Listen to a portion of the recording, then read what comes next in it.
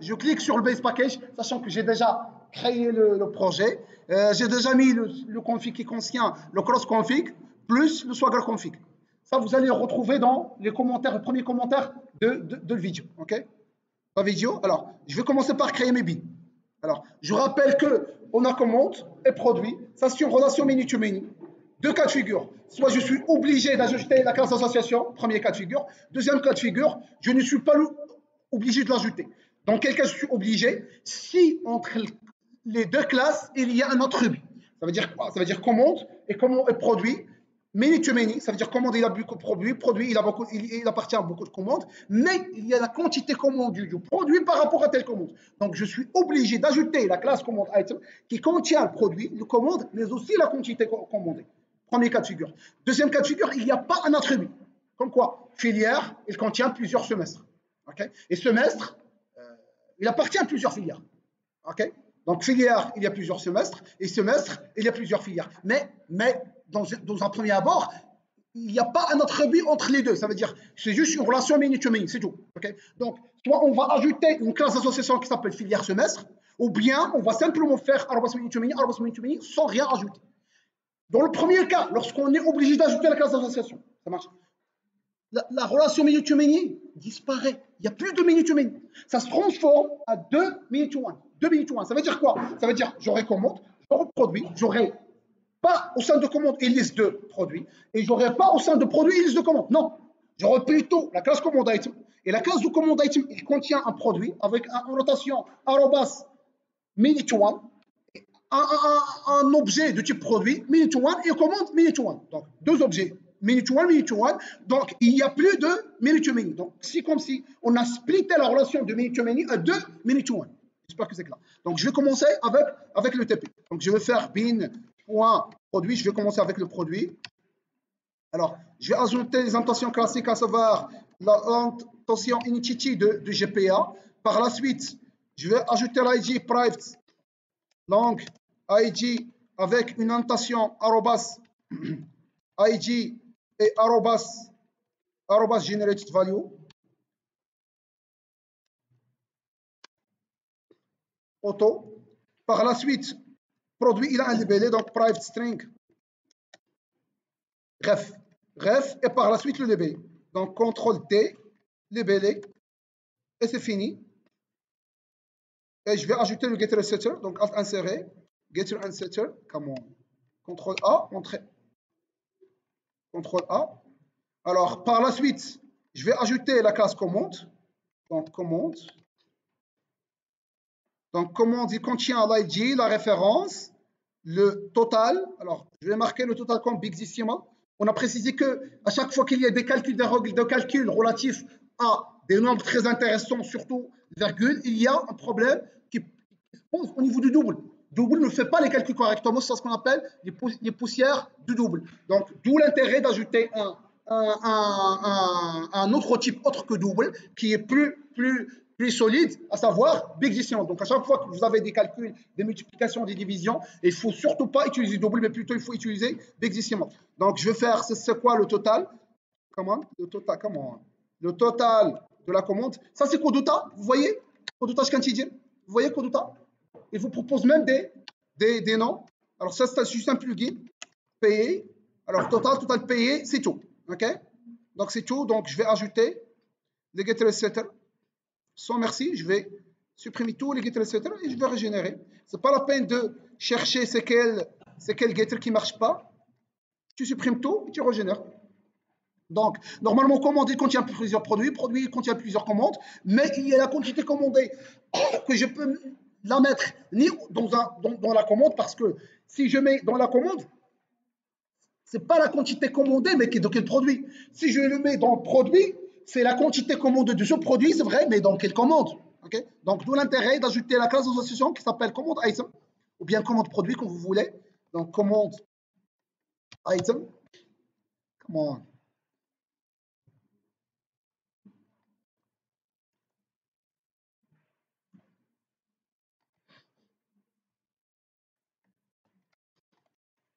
Alors, par la suite, je vais faire private commande, private produit,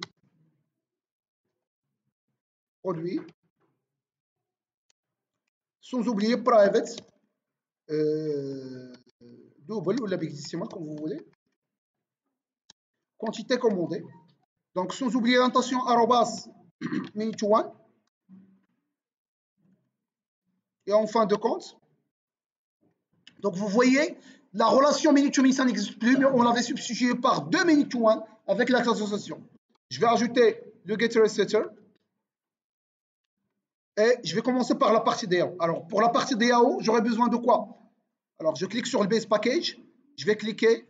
Je vais créer DAO.commande. Commande DAO. Oh là là, j'ai oublié. C'est une interface. Sans oublier que je dois extend GPRP Story.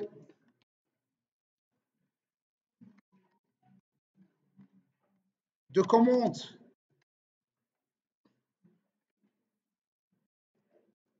Virgule, le type de l'ID, langue, à savoir langue. Je dois faire une petite méthode qui permet de rechercher une commande en se basant sur la référence de la commande. S'il vous plaît, s'il vous plaît. Alors, je dois aussi faire une petite méthode qui permet de supprimer en se basant sur l'ID. Je rappelle que ça retourne toujours quoi? Un int qui représente quoi? Le nombre d'éléments qui ont été supprimés. Donc, delete by ID et les corrects maintenant. Alors, je vais faire la même chose pour produit, sans oublier quoi? Arrobas repository. Donc, je vais faire la même chose pour je vais faire la même chose pour produit. Donc, je vais faire produit DAO. Alors, ici, ce sera plutôt un produit. Par défaut, c'est que produit DAO, il faut se méfier. Donc, find by ref, ça c'est un produit. Et delete by ref, il est correct. Produit contient déjà un ref, oui, c'est correct. Donc c'est ça, donc c'est tout. Donc maintenant, je vais me rediriger vers la partie service. Donc commande service, donc service, commande service, où je vais sauvegarder le commande avec commande 8.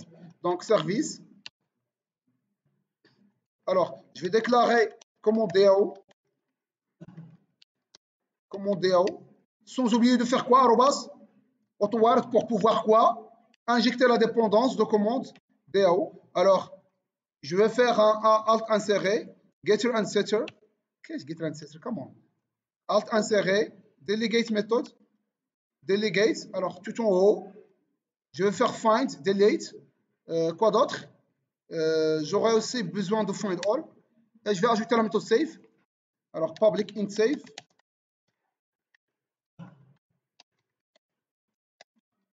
Alors, pour pouvoir sauvegarder une commande, qu'est-ce que je dois faire?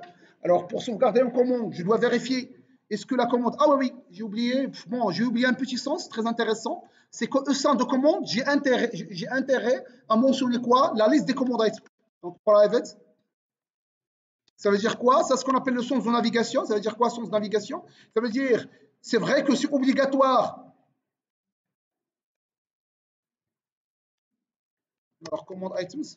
C'est vrai que c'est obligatoire que, voilà, alors, sans oublier d'ajouter l'intention, arrobas, oui, one to many, bien évidemment, one to many, sans oublier de faire le mapped by, qui représente que cette liste, elle est liée, allez, là, là, مش توقعتش نقول لك mapped, mais يقول لي mapped by, arrobas, one to many, mapped by, effectivement, double quotes, alors, le mapped by, je dois voir c'est quoi le nom de l'objet. Ici, ça s'appelle comment? Si ça s'appelle C, je dois mettre mapped by C. Ici, c'est commande. Donc, je dois mettre comme ça. Commande, ça veut dire l'objet de l'autre sens, ça s'appelle commande. Donc, alt inséré, getter and setter. Comme ça. Alors, pour éviter la boucle infinie entre commande et commande item par rapport à Jackson qui crée cette boucle infinie, je vais utiliser quoi? JSON property, access, write only. Et on a dit que ça, c'est une méthode statique pour arrêter la boucle infinie. Il y a une autre méthode dynamique qui permet de le faire ça. Via quoi? Via les converters. Ça veut dire que je vais recevoir le VO. Et dans le VO, dans le converter, je vais déclarer des booléens qui permettent de dire S'il vous plaît, ça, il faut le convertir, ça, il faut l'interdire. Et dans le converter, je veux dire, cette fois-ci, je veux convertir la liste, mais par la suite, par exemple, je ne veux pas la convertir. Mais si je suis bloqué, une fois que je marque write only, ça veut dire quoi? Ça veut dire que au mode d'écriture, si je vous envoie la liste comme mode d'envoi d'écriture, tu le prends en considération, mais lorsque je fais un find, tu récupères la commande, c'est pas la peine que tu récupères la liste de commandes item. Ok. Alors, je reviens vers la méthode save. Alors, pour pouvoir sauvegarder une commande, je dois vérifier. Alors, if find by ref de commande.getRef, c'est égal à nul. C'est le différent de nul, c'est ça? C'est le différent de nul, qu'est-ce que je dois faire? Return -1. Par la suite, else, je vais sauvegarder, ok? Mais je vais sauvegarder la commande avec la liste des commandes items, ok? Donc, on a précisé que pour pouvoir sauvegarder commande avec la liste de commandes items, il faut impérativement sauvegarder la commande en premier lieu et par la suite la liste des commandes. Pourquoi? Parce que chaque commande item, il pointe sur une commande. Une commande, c'est une clé étrangère au niveau de la base de données. Donc, préalablement, vous devez insérer la commande item et par la suite la commande. Vous devez insérer la commande et par la suite la commande item. Ça veut dire quoi? Ça veut dire que je dois sauvegarder, alors commande DA, je dois sauvegarder la commande, alors comme ça, et par la suite sauvegarder la liste de commandes item. À noter, GPA, ça c'est du Spring Data. GPA autrefois, et si ça génère, ça va générer l'ID, auto-increment. Mais GPA, il le génère au niveau de quoi? Au niveau de la base de données. Mais il ne génère pas, il ne fait pas le setup de l'objet. Mais ici, avec Spring Data, il va générer l'ID de la base de données, il va prendre l'ID généré, et il va l'injecter au sein de l'objet. Donc vous aurez l'objet avec quoi? Avec l'ID. Sachant que vous n'avez pas fourni l'ID. Ok? Donc, ça, c'est la première étape. Par la suite, il faut faire quoi? Il faut sauvegarder quoi? Je dois calculer le total tout d'abord, c'est ça? Je dois calculer le total, ça veut dire c'est la somme des prix fois quantité. Alors, bon, front-end, on a fait le prix unitaire, c'est ça? Donc, je vais aussi faire le prix unitaire. Ah oui, prix unitaire, donc un dio. Alors, prix unitaire. Et ici, le prix. OK? Sans oublier d'ajouter le getter et setter. Et ça marche. Alors, le total, on a dit que c'est la somme des prix fois quantité. Donc, avant de sauvegarder la commande, je dois quoi? Je dois calculer le total de la commande. Comment? En bouclant sur la liste, calculer la somme des prix fois quantité et ça va marcher. Donc, ici, je vais faire une méthode qui s'appelle prepare. Je donne la commande comme paramètre. Une fois que je prépare la commande, je peux maintenant la sauvegarder. Par la suite, ce que je dois faire, je dois faire une autre classe qui s'appelle commande item service. Alors, dans cette commande item service, je vais tout éliminer. Je vais simplement laisser rien. Alors, je vais revenir vers commande service. Alors ici, je déclare le commande service item. CTRL T pour pouvoir dupliquer. Alors, commande item service. Et on m'a dit le temps, j'ai pas le temps pour pouvoir faire commande item DAO, etc. J'ai pas le temps. Alors, ici, je dois faire commande item service.save et je dois sauvegarder quoi? La commande avec la liste des commandes items. Alors, la liste vient d'où? Elle vient de commande.getCommandItems. Et je vais sauvegarder les commandes items. Alors, je dois créer les deux méthodes prepare et save. Donc, je clique pour pouvoir créer cette méthode. Il est private. Donc, qu'est-ce qu'il fait? Il permet simplement de boucler sur la liste. Alors, comment je vais faire? Alors, tout d'abord, je dois, alors, for each. Alors, je vais récupérer les commandes items. À partir de quoi? À partir de commande.get command items. Je vais calculer quoi? Je vais calculer le total. C'est quoi le total? Alors, je déclare un booléen, un big decimal total. Alors, big decimal total, je dois l'initialiser. C'est une variable locale. Impérativement, il doit être initialisé, variable locale. Contrairement à variable de classe et variable d'objet qui sont initialisées par défaut. Par nul pour les objets, booléen, false, etc., etc. Donc, je dois l'initialiser par big decimal.0. Ça, c'est juste une constante. Alors, je dois faire quoi? Je dois calculer le total. Le total, c'est quoi? Ça sera total plus point add. Il y a la méthode add, multiply, subscribe. Vous ne pouvez pas utiliser plus, moins, égal. OK? Ça, c'est un big décimal. Plus quoi? Commande item. Point. Comment? Ça s'appelle comment ça? Commande item, effectivement. Donc, commande item. Point get quoi? Get le prix unitaire. Multiply. Le commande item encore une fois. Point get prix. Quantité, comment? Ça c'est le total. Donc, à chaque fois, je vais ajouter le total. Et en fin de compte, qu'est-ce que je vais faire? Je vais modifier la commande par le total. Cette total. C'est quoi le total? Oui, c'est la variable totale. Sans oublier d'initialiser aussi là. Alors, je vais initialiser aussi. Donc, if command.get total payé égale nul. Parfois, un problème surgit. C'est quoi le problème? C'est que par défaut, les big decimals, ils n'acceptent pas nul dans la base de données. Et nous, la valeur par défaut de total payé et total, c'est quoi? C'est nul. Tu fais un insert, il vous dit que la base de données ne vous autorise pas de créer un nul. Donc, ce que je fais, si c'est nul, je vais faire comme ça, quoi? Je vais faire cette total payé par quoi? Par le big decimal.0. Comme ça, je suis protégé. C'est nul, c'est 0. Il va être inséré un 0 dans la base de données. Donc, c'est ça la méthode prepare qui permet simplement de calculer le total de la commande. Je vais faire CTRL-ALT-L pour pouvoir formater le texte. Alors, par la suite, ici, je vais simplement retourner 1. Return 1. Par la suite, je vais créer la méthode save. Donc, Alt-Entrée. Donc, create. Donc, je suis. Donc, toujours Alt-L. Et je vais revenir. Alors, s'il vous plaît. Alors, pour pouvoir sauvegarder les commandes items, donc j'ai sauvegardé la commande. Au sein de la commande, il y a l'ID, il y a le clé primaire. Maintenant, je peux sauvegarder la semi-tour. Donc, je vais faire un for each. Donc, je boucle je récupère à chaque fois un commande item. Je le nomme commande item à partir de la liste commande items. Par la suite, qu'est-ce que je vais faire? Ouais. Alors, s'il vous plaît, si on veut faire un petit peu de stream, si on veut faire un petit peu de stream, comment on va faire? Donc, commande items.stream. Qu'est-ce que je veux faire? Ouais. Je vais simplement sauvegarder commande par commande, c'est ça? Donc, c'est for each, c'est ça? Donc, je vais faire un for each. For each de quoi? For each, je récupère à chaque fois un objet. Donc, commande item. Qu'est-ce que je dois faire?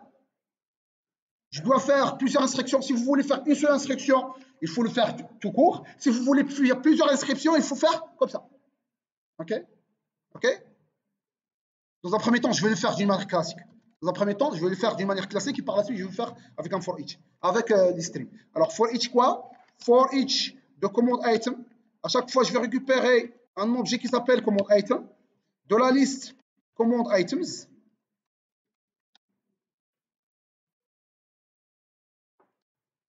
Alors, qu'est-ce que je vais faire? Je vais faire commande item point set le prix. Le prix, c'est quoi le prix? C'est le commande item point get prix unitaire. Get commande item. Get prix unitaire. Multiply quoi? Je vais multiplier par quoi? Multiply quoi? Le commande item get la quantité, c'est ça? Donc, c'est ça le prix. Alors, je dois fermer ça, OK? Et sans oublier d'associer la commande item avec sa clé étrangère. C'est quoi la clé étrangère? C'est commande. Parce que lorsqu'on avait fait save de commande, automatiquement elle a été générée et elle a été affectée à la commande. Donc ici, je vais faire une commande pour pouvoir récupérer la clé étrangère. Si vous avez ignoré cette ligne-là, la commande item va être enregistrée dans la base de données, mais l'ID de commande au sein de commande item, ça sera nul. Okay? Et je vais faire un save. Donc je dois faire commande item DAO pour pouvoir sauvegarder dans la base de données. Donc je vais faire commande item DAO. Je vais avoir rien.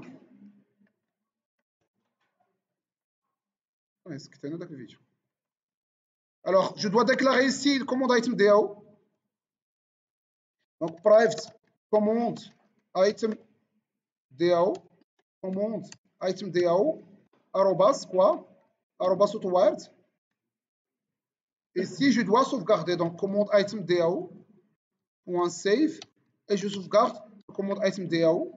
Et c'est tout. Alors, éventuellement, il a simplement mis la référence de produit. Donc, en se basant sur la référence de produit, je vais simplement récupérer tout le produit. Parce que n'oubliez pas que le commande item, qu'est-ce qu'il contient? Le produit. Imaginons qu'il va simplement mettre la référence de produit. Et moi, je dois, en se basant sur la référence, récupérer vraiment le produit. Donc, find by ref, elle est là. Donc, dans commande item, je dois aussi créer la classe produit-service. Produit-service. Donc, je rentre dans produit-service et je vais tout éliminer. Et sauf ici, je vais faire produit DAO.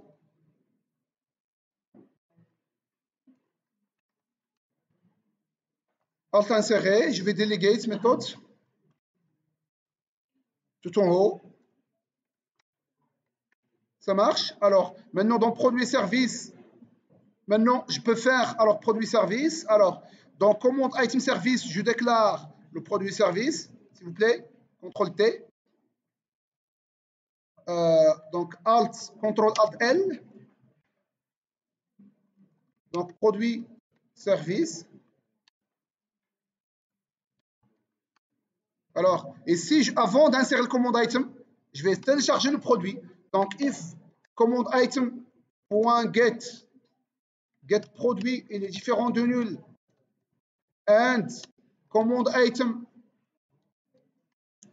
produit.get référence aussi il est différent de nul.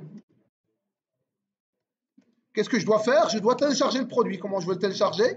Je vais faire command item.set produit. Par quoi? Alors, set produit. Par quoi? Par produit service. .find by ref. Je dois faire command item.get produit.get ref. Et c'est tout. Donc c'est ça la méthode. Ça, c'est la méthode. Alors, on pourra faire la même chose que ça, mais avec le stream. Au lieu que ça sera ici, je vais faire simplement un for each. Donc, ceci est la même chose que celui-là. Alors, ce que je viens de faire, c'est la même chose. Bien évidemment, soit vous faites ça, soit vous faites ça. Bien évidemment.